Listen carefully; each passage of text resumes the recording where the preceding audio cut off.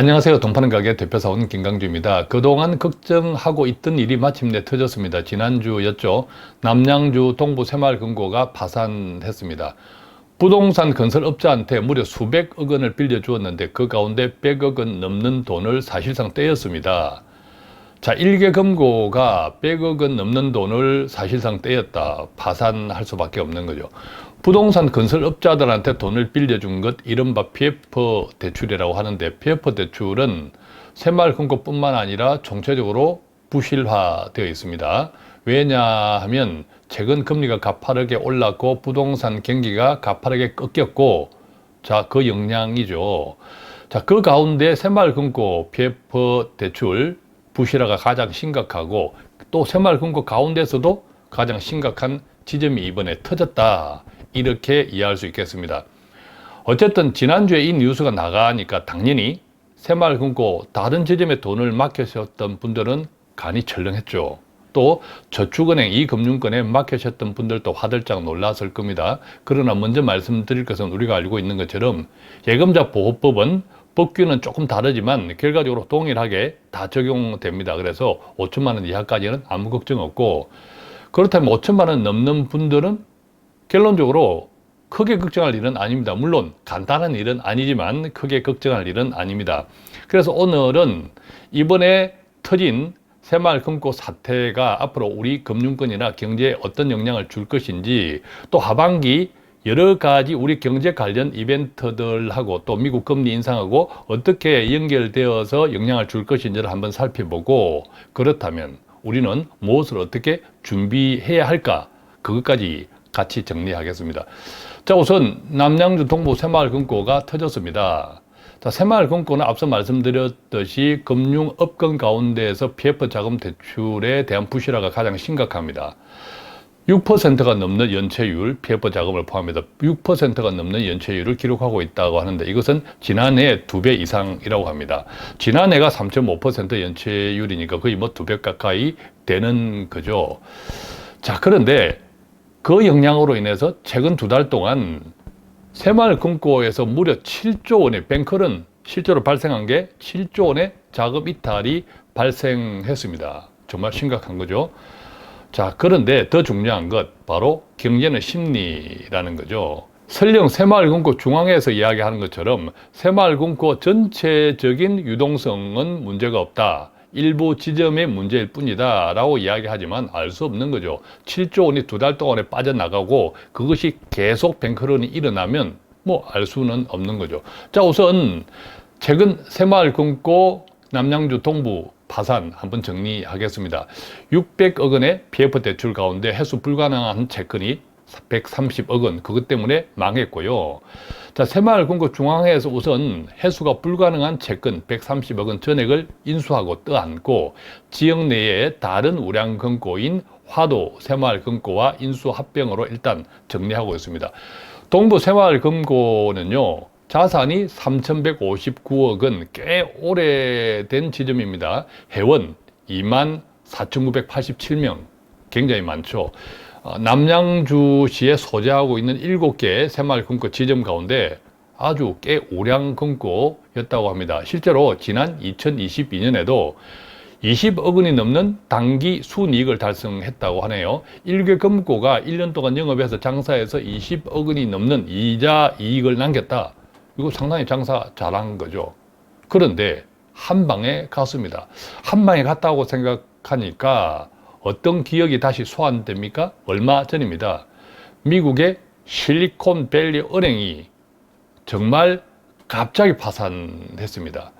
자, 이 미국의 실리콘밸리 은행은요, 미국 내에 자산 기준 16등 하는 굉장히 큰 회사, 우량 은행이죠.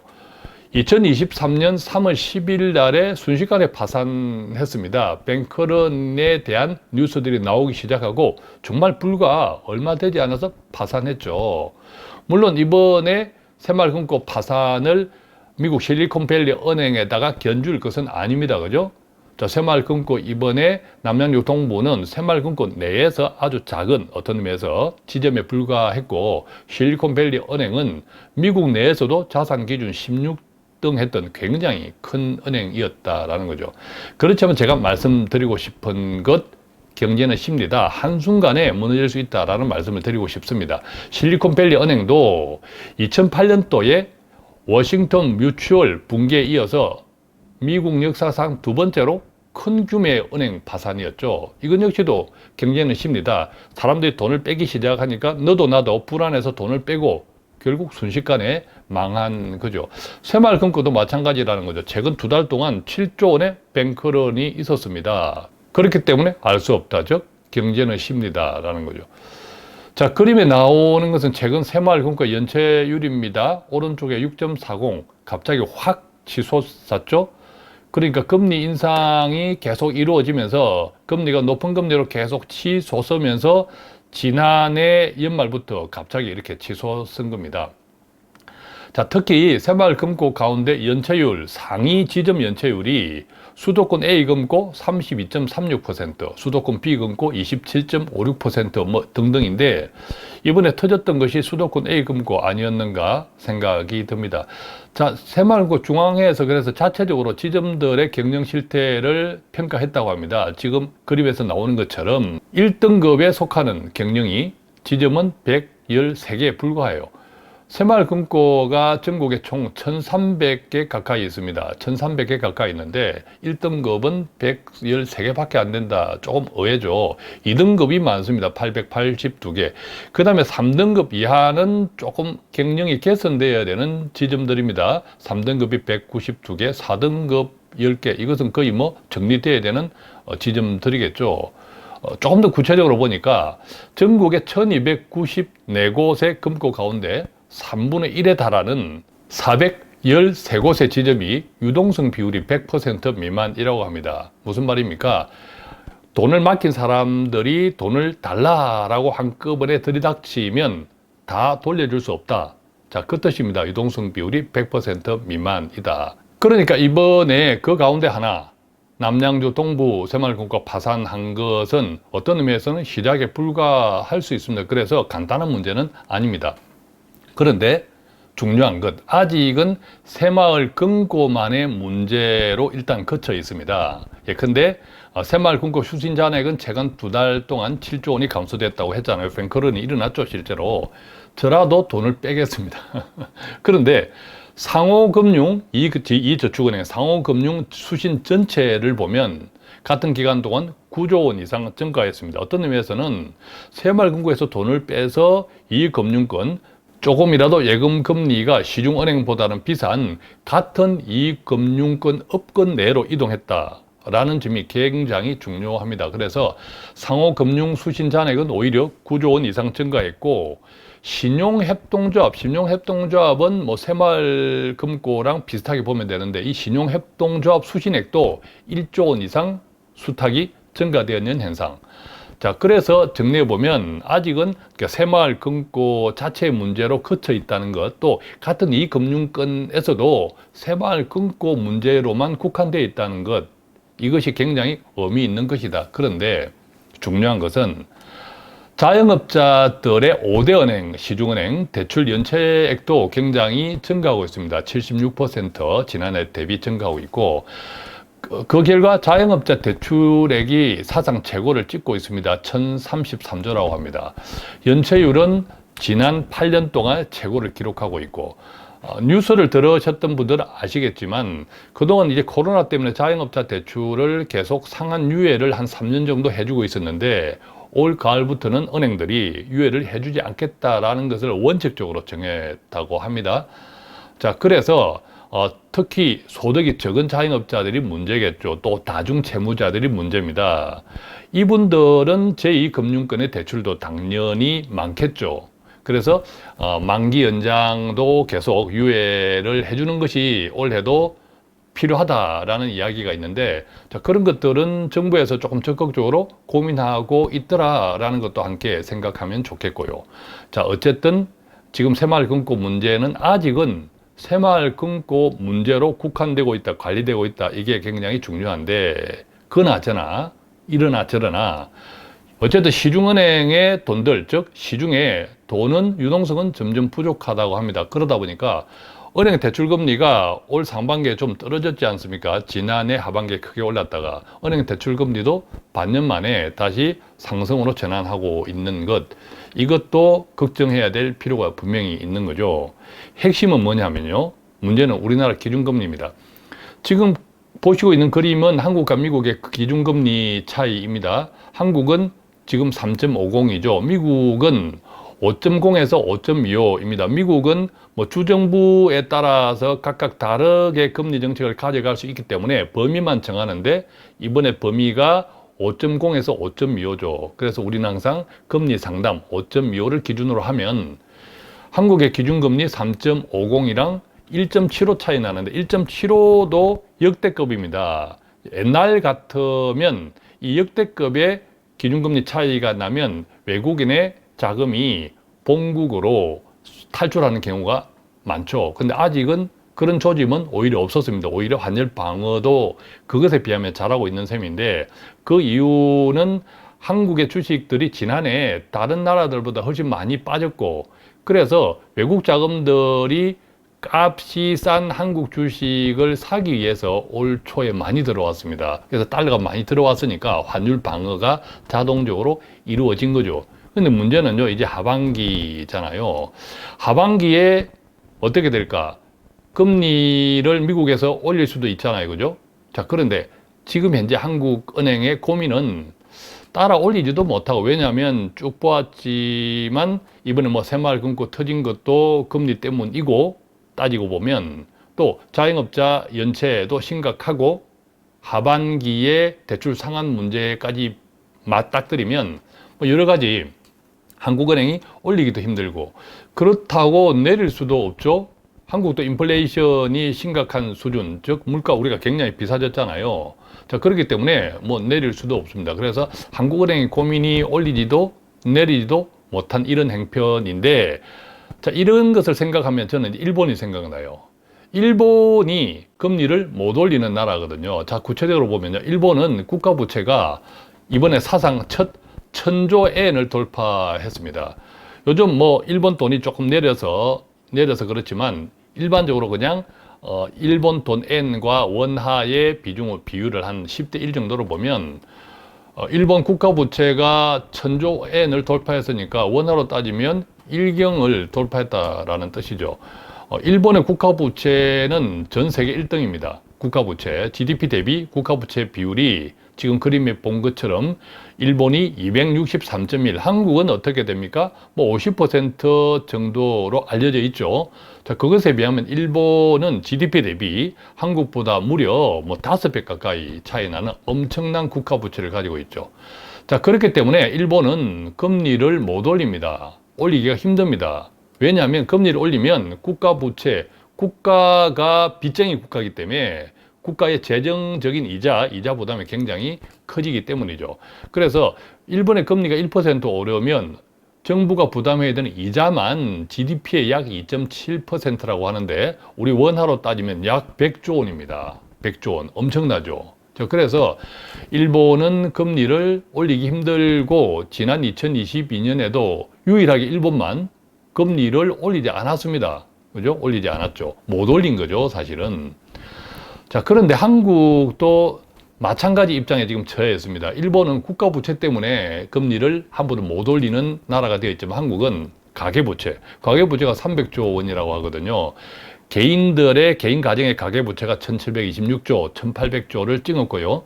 기업 부채가 1233조, 이것을 합치면 3000조 원인데, 자, 그런데 이 3000조를 할 때 만약에 1%면 어떻습니까? 30조죠. 그런데 앞으로 뭐 금리를 올린다고 해서 갑자기 1% 올릴 건 아니거든요. 0.25 정도 올린다고 하면, 사실은 금리를 조금 올린다 하더라도 금리 인상으로 인한 영향은 제한적입니다. 일본하고는 훨씬 좀 쉬운 여유가 있는 편인 거죠. 자, 이 점도 우리가 기억을 하면 좋겠습니다.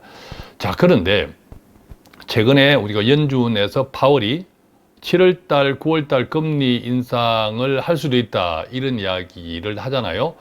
참고로 아실 것은 미국 연준은 1년에 한 8번 정도 금리 인상을 결정합니다. 연준을 회의하죠. 자, 상반기 6월 달까지 4번을 했고요. 하반기 7월 달부터 12월 달까지 한 4번을 남았는데, 자, 7월 달, 9월 달 앞으로 2번 정도 인상할 수 있다. 자, 그래서 그것이 7, 9월일 수도 있고, 뭐 7월 달, 12월 달일 수도 있고, 또 7월 달, 9월 달 아닐 수도 있고, 알 수는 없으나, 어쨌든 한 2번 정도 금리 인상을 할 수도 있다라고 이야기합니다. 그렇게 되면 지금 현재 한국과 미국 금리 차이가 1.75죠. 한 번 올리면 2% 차이 나고, 2번 올리면 최대 2.25%까지 벌어질 수 있는 거죠. 자, 결과적으로 어떻게 될까요? 환율이, 우리가 금리를 못 올리면 환율은 오르겠죠.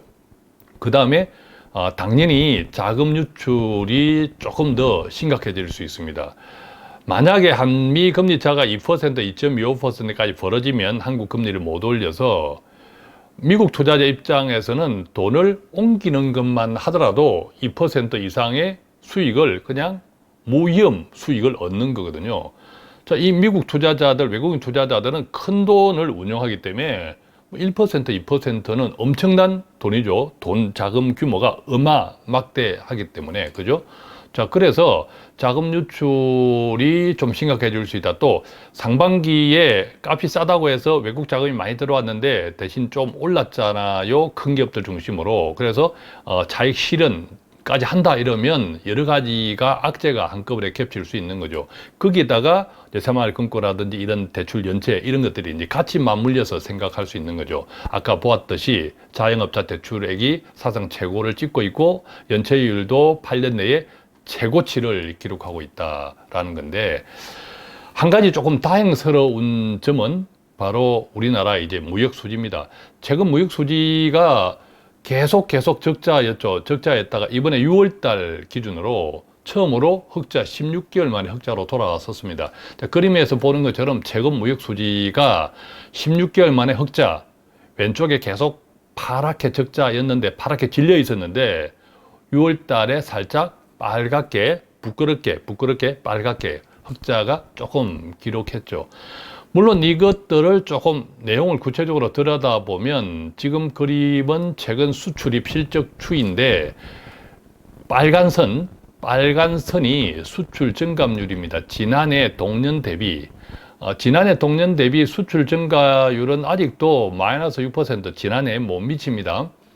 대신 수입 증가율은 오히려 많이 감소했습니다. 그래서 결과적으로 이번에 16개월 만에 무역 수지가 흑자로 돌아선 것은 수출 개선보다 수입 감소 덕분이다. 자, 수입이 감소된 덕분이다라고 하는 것은 어떤 의미에서는 한국의 경기 침체가 조금 걱정될 수 있는 거죠. 수입이 감소됐다는 것은 물론 수입 물가가 원자재나 이런 물가들이 떨어지는 그런 영향도 있겠지만 또 다른 영향, 우리 내수의 소비가 떨어지면 수입도 떨어지지 않습니까?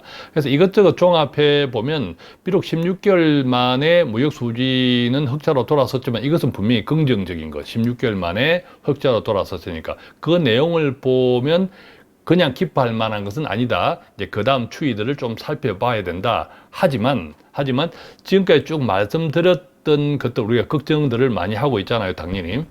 자, 그런 시점에서 무역 수지가 흑자로 돌아섰다고 하는 것은 상당히 좋은 현상임은 틀림없다라고 생각할 수 있습니다. 그래서 이런 내용을 토대로 이번에 새마을금고 파산 사태에 대한 걱정을 우리가 어떻게 이해해야 하고 특히 나 자신의 재정 관리와 투자에 어떻게 생각해 볼 필요가 있을까라는 것을 정리해 보면요. 한 4가지 정도로 제 생각을 말씀드리고 싶은데, 첫째는 금융권 전체의 유동성은 좋습니다. 재정 건전성은 매우 좋습니다. 특히 1금융권 말할 것도 없고, 아까도 말씀드렸지만 새마을금고는 제2금융권이죠. 제2금융권에 속하는 은행에서 문제가 파산이 생겼는데 그것이 제2금융권에 속하는 다른 저축은행이라든지 심지어 뭐 신협 이런 데에 전이되지 않고 오히려 그쪽들은 수탁고가 늘어나고 있거든요. 오히려 그 기간 동안 1금융권은 말할 필요가 없다는 거죠. 또 실제적으로 1금융권을 포함한 우리나라 금융권 전체의 재정 건전성은 현재 매우 좋은 상태다.